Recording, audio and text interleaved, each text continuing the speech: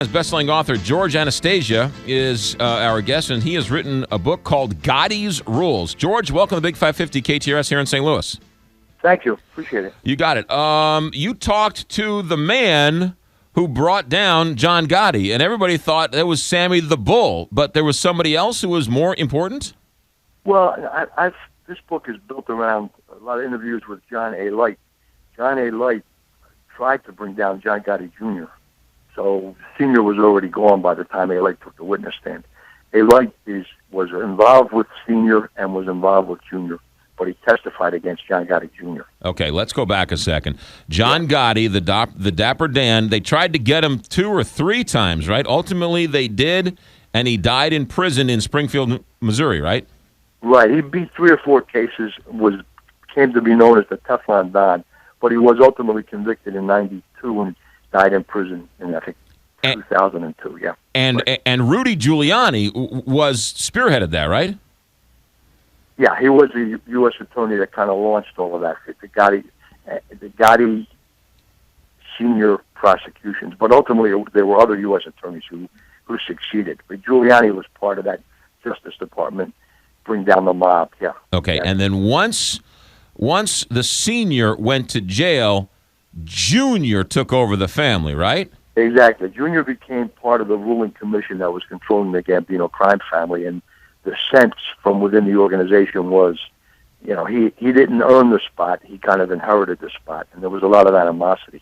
And that's one of the things this book gets into. And John Alite was in a position to talk about all of that because he was an enforcer for Junior, a drug dealer.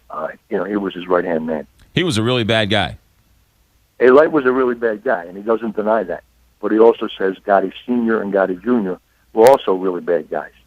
And he's trying to face up to what he did and move forward. So this is the story told to you by John Alite. Correct. That's right. John Alite was an Albanian-American. He's not Italian. He could never be a made guy. But he was a major player in the Gambino organization and the right-hand man of John Gotti Jr. Yeah. How did you get close enough to him to have him trust you to tell the story? He called me up. He had done his time in prison. He did about 10 years. He was released in 2012 about. And he called me on the phone and he said, listen, I know who you are. I've read some of your stuff. I'd like to talk to you about maybe you writing my story. He's always wanted to set the record entirely straight and put the whole story out there. And so we met at a diner. We had coffee. We talked. We kind of hit it off. I put a proposal together. We got a deal, and we probably talked about 300 hours, 400 hours over the past year. And the result? That coupled with a lot of documents and stuff formed the basis of the book. And that is the book that I'm holding in my hands right now called Gotti Rules. Now, how much is he able to tell? Has he paid his dues? Therefore, everything he says in this book is the feds have already known, or they're not going to come after him anymore, or is he still possibly on the hook for something? No, he's given it all up. I mean, that's funny. I think he had to plead guilty to 4 murders and a half dozen attempted murders. But at one of his hearings, he said, look, there are so many other crimes I committed. I can't even tell you all of them. But, yeah, the feds and he they've resolved their issues. He did 10 years in prison, pled guilty to a lot of different charges. He's got nothing more that he can be held accountable for, but he doesn't deny anything that he did. And as we're talking, he's saying to me, you know what? I committed crimes every day. I can't remember all of them. But, it's all part of who he was, not who he is. Yeah. Sitting at a diner with this guy, did you look over your shoulder? Did you have somebody drink your coffee for you? Did you feel nervous? He always sat with his back to the wall looking at the rest of the restaurant. I was fine with it. I've been doing this for a long time. I know who these guys are. I grew to trust him. And I was comfortable with him. It wasn't an issue. I wasn't worried about that kind of stuff. Yeah. It's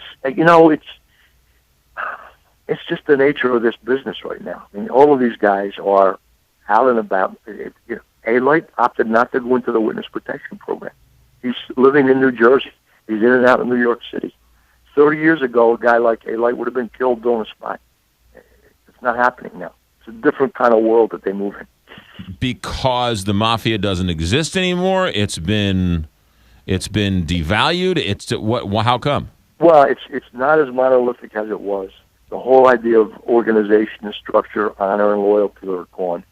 And fewer guys are going to put their life on the line and kill somebody like Alite to avenge what he did against somebody else. It's not that kind of brotherhood anymore. It's almost every man for himself.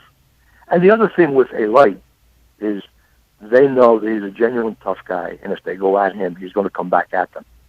So that is, in a way, that's kind of an insurance policy for him. Yeah.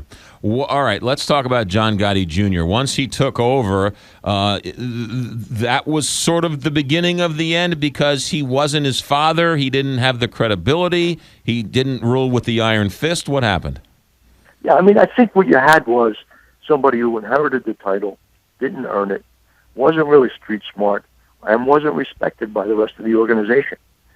So, for all of those reasons, the family became factionalized. And at one point, Alite says he was approached by another faction of the Gambino crime family, and they wanted to kill Gotti Jr. The hit never went down, but they were plotting to take him out. So, it was the internecine power struggle after that. Once Gotti Sr. went away, and then once he died in prison, there was, he was gone, and there was nothing left. And then it was a scramble. And I think Gotti Jr. got caught in the switches of that. Now, Gotti Jr., is he out? Right? He's not in jail. Yeah. Gotti Jr. served 77 months after pleading guilty in 1998. And then 4 other cases were brought against him. All 4 ended with hung juries. And after the fourth case in 2009, the case in which Alite testified, the prosecutors opted not to try Gotti Jr. again. So he's pled guilty to racketeering at one point, and 4 other cases ended with a no decision. But in the game of the justice system, a no decision, a hung jury is a win for the defense in a lot of ways. And I think that's the way Junior looks at this. Right. He's back out living on Long Island in a mini mansion and living the good life. The book is called Gotti Rules. George Anastasia is our guest, New York Times best-selling author. What is John Gotti Jr. doing as a job? He can't. I mean, what can he do? What is he doing? That's a very good question. I mean, as best I could determine, he says he's living off his real estate investments. It kind of begs the question: where did you get the money to invest in that real estate? But that's what he's doing, and he's doing it apparently very well. He's got a very nice house, and he claims he quit the mob in 1998, 1990. Alite contends that Gotti Jr. was put on the shelf in 2005. One of the interesting things in this book is John Gotti Jr. in 2005 sat down with federal prosecutors and FBI agents and tried to strike a deal, offering up information. And this book includes a 5-page memo detailing exactly what it was that John Gotti Jr. was ready to give up. So Alite sees this as somewhat disingenuous. Gotti Jr. keeps calling Alite a rat when Gotti Jr. was attempting to do the same thing. The fact that the deal never was materialized is secondary. He tried to make a deal with him. The book is called Gotti Rules, the story of John Alite, Jr. Gotti, and the demise of the American Mafia. George Anastasia, our guest. George, you write in the book that if you want a romanticized version of the Mafia, read The Godfather. If you want a no-holds-bars, unvarnished truth of how devious, deceptive, unhonorable they really are, read your book. I think that's a fair assessment. I mean, the Godfather is a wonderful book, well written. The movies were great, but they're fiction. That's not the reality of what that life was like. And it's not. There's not honor in the code. And was there ever? That's an interesting question. I think if there ever was, it would have been 2 or 3 generations ago. What it is now is it's about money.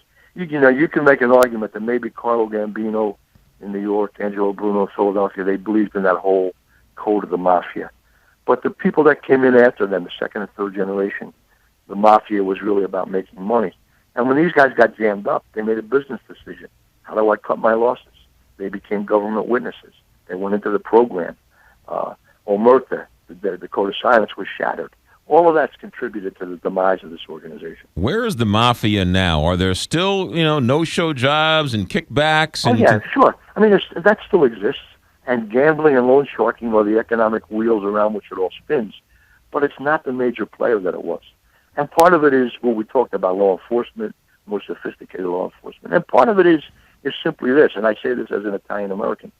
The best and the brightest in the Italian-American community today are doctors, lawyers, educators, and the mob is scraping the bottom of the gene pool. They're not sophisticated anymore. They're smart. Italian-Americans don't need to be gangsters. Whereas you can make an argument that in the 1920s, some of these guys didn't have opportunities, and they became gangsters. How much of it? World. Yeah, how much of it is that there's gambling everywhere? So that sort of took a lot of the money and the power away from them. Sports betting is only legal in Vegas. So, and even if they legalize it in Atlantic City and everywhere else, that's not going to stop the mob, because with sports betting, in terms of a mob bookmaker, you can bet on credit. You get hammered in the 1 o'clock games, you get on the phone and you can bet the 4 o'clock games. And then you're hammered again and you'll bet the Monday night game. And you'll do it without taking a dime out of your pocket. Legally, you got to put the money up. Yeah. So the mob is always going to have an operation in sports betting, because there's degenerate gamblers and guys who like to bet, and they can bet on credit. So, I don't think that is the reason for the demise. I think the reason for the demise is law enforcement's much more sophisticated, and the mob guys aren't as sophisticated, aren't as smart, aren't as intelligent. Yeah, the famous Monday night makeup game, absolutely. Yeah. Gotti's Rules. Get even or get even worse. Gotti's Rules, the story of John Alite, Jr. Gotti, and the demise of the American Mafia. It is a must-read. George, Anastasia, any talk of a movie for this book? Still kind of early, but there's been some feelers. But the movie business is even crazier than the book business, so who knows? Yeah, I think it would make a great movie, though. Absolutely. George, good luck, and thanks for stopping by. No, thank you very much. You got it. George Anastasia, our guest, New York Times best-selling author, great crime writer. The book is Gotti's Rules, the story of John Alite, Jr. Gotti, and the demise of the American Mafia. John Beale Jr.